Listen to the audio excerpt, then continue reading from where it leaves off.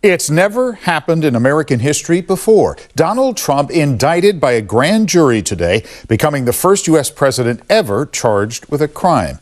Good evening. Thank you for joining us. I'm Dan Ashley. And I'm Ahmed Dates. Former President Trump has been the subject of countless controversies in his political career, but none quite like this. So true. It's a headline never used for a president before. The front page of Friday's edition of the New York Times says it in two simple words: Trump indicted. Now here's a live nighttime look from Mar-a-Lago in Florida, where Trump and his team are absorbing the news tonight. The specifics of what's included in the Manhattan indictment are not yet clear. ABC 7 News reporter Tim Johns is here with more on what we should expect him in the days ahead. Yeah, Dan, now, as you can imagine, the news sending shockwaves around the nation, including right here at home in the Bay Area. Throughout the evening, I've been speaking with local political experts and leaders about what the former president's indictment means and where we go from here. An angry reaction from many Republicans Thursday night following a New York grand jury's indictment of former President Donald Trump. Everyone from his former VP Mike Pence. I think the unprecedented indictment of a former president of the United States on a campaign finance issue is an outrage. To Trump himself, who said in a statement, "This is a political persecution and election interference at the highest level in history." Trump is expected to surrender in New York next week. He's going to get the treatment someone of his stature would normally get, but he won't get special treatment. He'll have to be fingerprinted. There'll be a mugshot, a photograph, things like that. Rory Little teaches at UC Law San Francisco. He says the indictment is just the first step in a long process. An indictment is not a conviction. I really think we need to emphasize that. He is accused. There has not yet been a trial or proof of his intent. The move also raising questions about the 2024 election, many saying the indictment could turbocharge Trump's latest presidential campaign.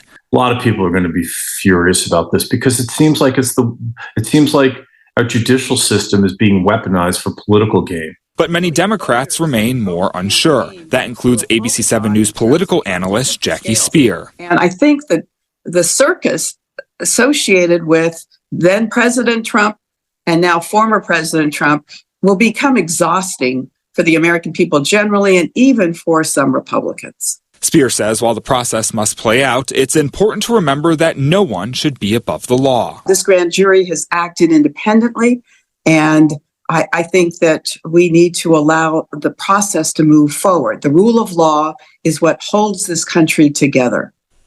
Now, sources tell ABC News that Trump has been calling congressional allies on Capitol Hill, urging them to go on the offensive and defend him. This all dates back to July of 2006, when Mr. Trump first met Stormy Daniels at a celebrity golf tournament in Nevada. Daniels claims Trump, a reality TV star at the time, told her he could get her on The Apprentice. Daniels also claims the two had an affair and that Mr. Trump called her several subsequent times but never put her on The Apprentice. She tried for years to sell her story to a tabloid but was unsuccessful until 2016. It was that October, during the final weeks of the presidential election, the Washington Post published the now infamous Access Hollywood tape, where Mr. Trump was heard describing how he groped women. Daniels and her team saw this as an opportunity to resurface their story and offered the National Enquirer exclusive rights. But the tabloid's publisher, David Pecker, had been a longtime friend of Donald Trump and agreed to look out for any potentially damaging stories. Pecker did not buy Daniels' story. Instead, he helped broker a deal between Daniels' lawyer and Trump attorney Michael Cohen. Cohen, known as Trump's fixer, agreed to pay Daniels $130,000 in a deal that carried severe penalties if she ever spoke about the alleged affair. Cohen transferred the money from his home equity line of credit, and after he was elected president, Mr. Trump reimbursed him with personal checks. Did you know about the $130,000 payment to Stormy Daniels? Cohen pleaded guilty to a number of charges, including federal campaign finance crimes involving the hush money. In federal court, he said it was Mr. Trump who directed him to pay Daniels. While federal prosecutors focused on Cohen, the district attorney looked into Trump. Manhattan DA Alvin Bragg could accuse Trump of falsifying business records by covering up the reimbursement payments to Cohen. That alone is a misdemeanor, but when combined with a charge of violating election laws, it can be a felony. This would be historically groundbreaking moves for a misdemeanor to try and bring it up to a charge where you're arraigning a former president. This could be a difficult case for the DA to win. For starters, New York prosecutors have never combined the charges of falsifying business records and violating election laws, so there's no historical precedent. And Trump's attorneys will likely attack Cohen's credibility, something George Stephanopoulos asked him about last week. One thing that's being signaled by Trump and his attorneys is they're going to come hard both at you and the prosecutors, arguing political bias again, saying that you are a liar. Okay. Do you think that they can come any harder at me than the Republicans at the House Oversight Committee hearing that lasted, over 8.5 hours? I'm not worried about it. The facts are the facts. The truth is the truth. And the truth will always rise. And so I'm not worried about anything that they want to come at me with. A Manhattan grand jury has voted to indict former President Donald Trump, the first time a former American president has ever been charged with a crime.